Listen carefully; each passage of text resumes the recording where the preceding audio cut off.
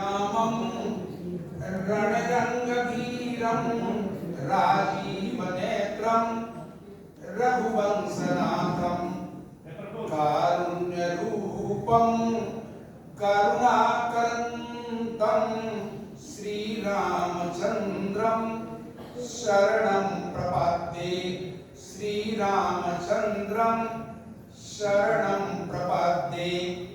कर्पूरगौरं करुणावतारं संसारसारं भुजगेन्द्रहारं सदा वसन्तं हृदयारविन्दे भवं भवानी सहितं नमामि।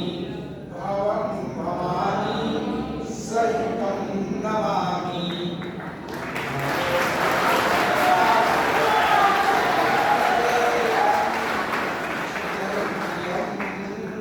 बुद्धिमतां वरिष्ठं वातात्मजं नरलोकयूतं श्रीरामदूतं शरणं प्रपद्ये। श्रीरामदूतं शरणं प्रपद्ये।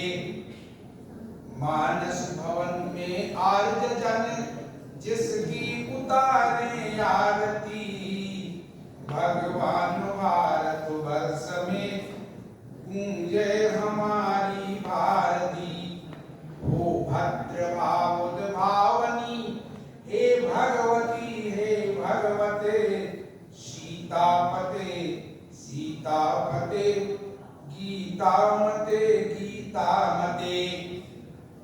श्री साईनाथ विश्वविद्यालय रांची के तत्वावधान में आयोजित गीता जयंती के पावन पुनीत अवसर पर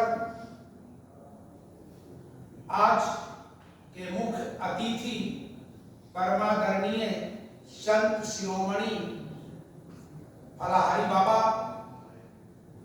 विश्वविद्यालय के विद्वान अनुभवी कुलपति परमादरणीय डॉक्टर एसपी अग्रवाल साहब, आज के विशिष्ट वक्ता परमादरणीय डॉक्टर वासुदेव प्रसाद जी, कृत कार्य प्राचार्य सरस्वती शिशु मंदिर धनबाद, कार्यक्रम का सुगम संचालन कर रहे परमादरणीय डॉक्टर कमलेश चंद्र प्रसाद जी, सभागार में उपस्थित परमादरणीय पाठक जी, इस प्रतिष्ठित विश्वविद्यालय में अध्यापन करने वाले विद्वान विदुषी शिक्षक शिक्षिकावृंद और पढ़ने वाले राष्ट्र के भावी कर्णधार छात्र छात्राओं,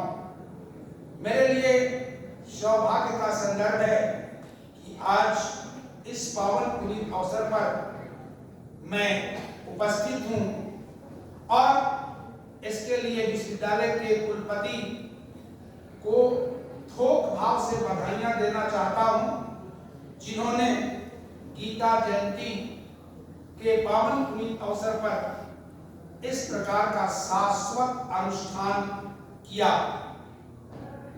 मित्रों, सबसे पहले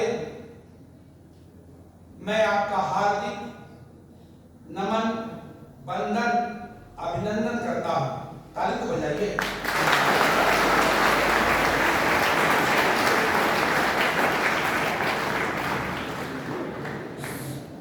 नीति कहती है कि गीता कहती है कि जब कभी कोई आपका नमन करे, वंदन करे, तो आप उसका अभिनंदन करेंगे या नहीं?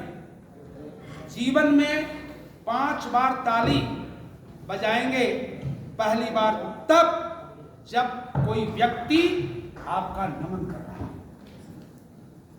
जब आपका नमन कर रहा हो, उस नमन का प्रत्युत्तर आपकी करतल ध्वनि है कि श्रीमान, आपके नमन को स्वीकार करते हुए हम आपका बारंबार अभिनंदन करते हैं। दूसरी बार तब बजाइए जब वक्ता मंच से आपकी प्रशंसा कर रहा हो। तीसरी बार तब बजाइए जब वक्ता आपके दुश्मन की निंदा कर रहा हो, आपको खुशी होगी कि जो काम मुझे करना चाहिए वो वक्ता कर रहा है। और चौथी बार तब बजाइए जब वक्ता के मन की बात आपके मन को छूने लगे, वक्ता आपके दिलो दिमाग में उतरने लगे। आप बताइए। और पांचवी बार जोर से ताली बजाइए जब आप वक्ता को सुनना नहीं चाहते।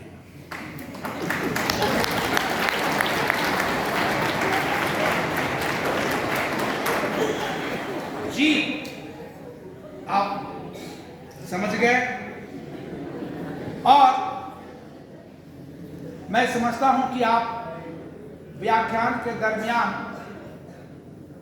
बताए गए सिद्धांतों का अनुपालन करेंगे। अपने संक्षिप्त उद्बोधन में 1 घंटा बोलने की आदत 40 साल से लगी है, लेकिन आज 1 घंटा बोलना नहीं चाहूंगा। आज मैं सुनने के लिए आया हूं, क्योंकि आज के समारोह के जो मुख्य वक्ता हैं वो गीता के मर्मज्ञ हैं और गीता के मर्म को समझना बहुत कठिन है। जी, लेकिन आपसे गुजारिश है कि अपने संक्षिप्त 20 मिनट के उद्बोधन में हम आपसे 5 प्रश्न पूछेंगे गीता पर, और जिस किसी ने 5 का सही जवाब दिया उसको 1 लाख रुपए का इनाम देकर जाएंगे। जी,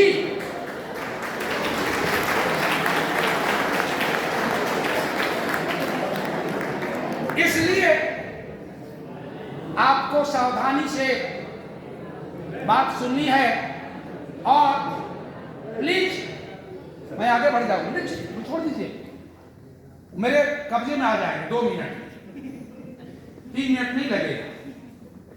1 लाख का इनाम वही जीतेगा जो 5 प्रश्न का सही उत्तर देगा, पहली बात। दूसरी बात कि हम एक प्रश्न के लिए 60 सेकंड का समय आपको देंगे। अमिताभ बच्चन कौन बनेगा करोड़पति में पहले 7 प्रश्न के लिए 45 सेकंड समय देते हैं। हम 15 मिनट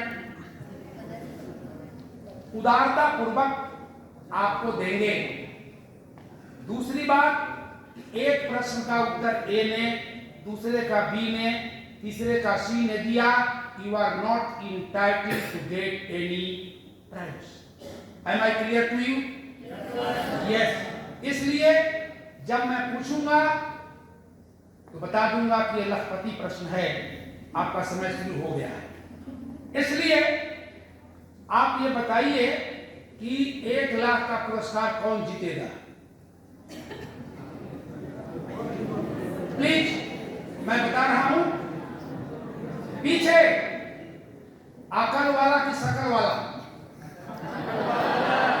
जी, तो आपको पता चल जाएगा कि आपके पास कितनी अकल है। और आपके दोनों हाथ में लड्डू होगा। भगवान श्री कृष्ण ने गीता का ज्ञान कुरुक्षेत्र के मैदान में दिया था, तब जब अर्जुन को मोह ने घेर लिया था और अर्जुन ने युद्ध करने से इनकार कर दिया, कहा कि मैं अपने सगे संबंधियों को मार करके हत्या लेना नहीं चाहता। ये मेरे दादा हैं, चाचा हैं, काका हैं, बाबा, और ये गुरु हैं जिन्होंने मुझे 12 वर्ष तक पढ़ाया है। तब भगवान श्री कृष्ण को